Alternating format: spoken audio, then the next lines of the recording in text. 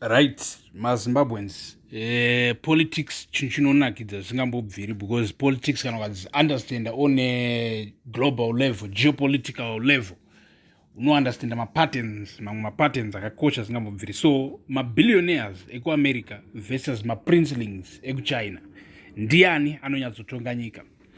So in the modern age, we are taught to believe that the world is divided by flags, mireza, borders, and opposing ideologies. And we are told that the West is a sanctuary of democracy and the East is a monolith of state control. Tutaura China ne CCP, the Chinese Communist Party. But if you look past the bright neon signs of Times Square and the red banners of Beijing, a different reality emerges. The world isn't run by the many. It is managed by two distinct versions of the same elite camp. Elite camps, right? On one side, you have the American billionaires. These are the architects of the democratic image of America. No, right? How? In the United States, power isn't seized at the end of the bayonet. It is bought through the lure. So, first of all, the billionaires have to bring to you, like, they will look, muchivhota muchitanga kubva kumaprimary, muchivhoterana kubva unzi achawina kupati ndiani, ndichamisa rikao ndiani, vanenge vakatarisa, and then awina ikokoko, they start financing this so that they can buy influence, inonzi lobbying, right?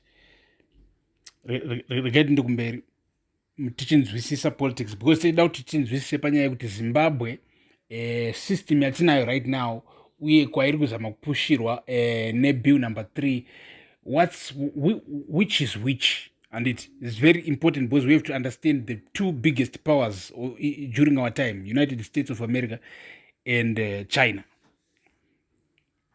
So this is a system where the big families and massive investment firms like BlackRock and Vanguard act as the invisible managers of society. So BlackRock and Vanguard, my big investment firms in America, like they own over, BlackRock, I think over $10 trillion in assets. $10 trillion in assets. It's a company richer than the whole GDP of Africa. Tose around 1.5 billion. GDP rate, I think, is around 3.7 or 3 point something to 5 billion trillion. But this company known as BlackRock, you go America, Ranama assets are over around 10 trillion US dollars. Right. So they don't need to ban my protests. They simply fund both sides of the political divide to ensure that no matter who wins the election, the interests of the elite remain untouched. Vanofanda kose kufanda ZANU-PF neMDC. Muruva wisazva mamadhiliro avanoita vachiraita pasi vachinyora inonzi democracy. So kana vauchinzi zviri kuitika muZimbabwe toitaura kuti vanhu vakaita sana Tagwirei, vanhu vakaita sana vana Weekly Uchivhaya kana ari mabillionaire, vanhu vakaita sana Strive Masiwa, vanhu vakaita sana chichichi millionaires nemabillionaires mabusinessmen atinawo muZimbabwe, vana James Makamba etc. They will come and they will fund ZANU-PF and then they will fund Chamisa. Vaisa chero apinda panyanga Zimbabwean business will still have a say on the table. Ndo zvinoitwa nema big companies amona vana Google, vana Facebook, vana Meta, ndo zvaanoita ku America. Right. Ande kumberi muri Zimbabwe zvakakosha kunzwisisa. They offer the public a social contract, stay within the lines, work for a respectable salary, and enjoy the comforts of the digital age. And in exchange, you stay out of the rooms where the real decisions are made. It's a trade-off. On the side, you have the Chinese Princelings.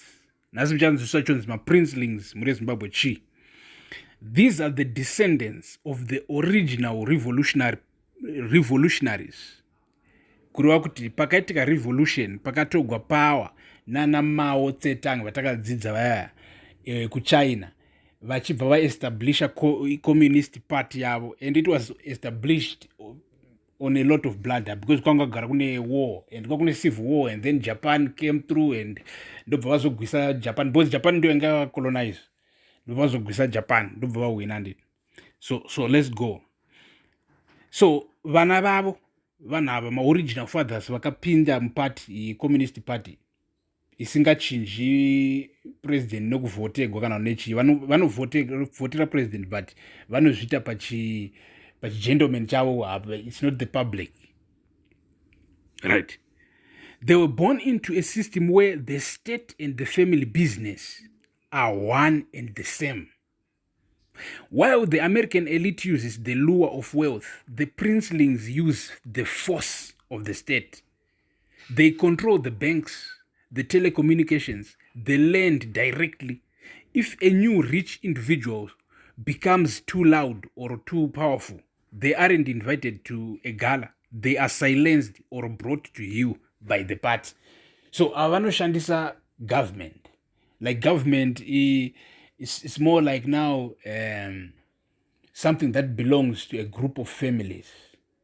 Do you understand? So, and these families, they run state-owned businesses. My mines, estate, my banks, estate, my big companies, estate. It's around 30% of the whole Chinese GDP, or yeah, if I'm not mistaken. So, regarding. However, despite their different methods, Billionaire America, neMaprinceling, these two groups share a common philosophy. The world is a business. The British Empire was the predecessor to this global machine. It taught the world that control of the seas and control of finance were the keys to the kingdom. Today, that empire has simply evolved. We live in a world where human rights and democracy are often used as high-budget marketing tools to justify intervention in countries that haven't joined the camp. If you have a strong army or nuclear weapons, you are a partner. If you are small and defenseless, you are a target for regime change. So, in other words, America chayo inoita toti inonzi selective liberalism or selective or interventionalism, something like that. Yekuti kana kuRussia kukatanga kuti kuviolate ma human rights, kukashaiwa democracy, they will do nothing about it because kune ma nuclear weapons. China, the same thing. But kana kuVenezuela ukaitika something vanopindira because kune oil and also hamuna ma weapons ekuti mungatikurira. It's just logical. And also the other thing ndechekuti these countries like the world have been evolving because kubva pakatanga kupinda even Britain paimbotongwa the British Empire back then, a couple hundreds of years ago. Vakomana vaiva nephilosophy yavaishandisa kujustifya kucolonize. Vaishandisa yavaiti ivo they are civilizing the world. And it vouya vomisa zvakati vokupai mabasa, vokupai private property ownership. Maugona vamusina king anokurambidza achiti yose land ndeyangu iwe garapa but wakagara muland bangu. British aiva voti no, unogona kuwana land. But land yacho vokatirai kupi wakadhakwa votora kunorimika.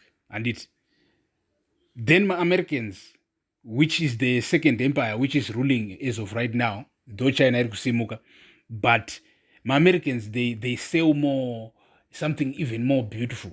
Rather than to civilize, they come and say democracy and human rights. Kana if you ukatanga kuraya vanhu vako uchitiva pakaitika mademonstrations ukashuta vanhu va-1000 ukatata say uri president, there's likely something to happen there. Zedha unopiwa ma-sanctions kana maybe mosha yako isina nyanya kukura kana kuti kana vachikuhla sana Russia anokupa ma-sanctions, but kana zvisiri izvo vanotouya nezvibhakera straight. So panapa munozvinzwa chokwadi chatinotaura, the truth that the Mutapa Times uncovers is that humans are inherently messy.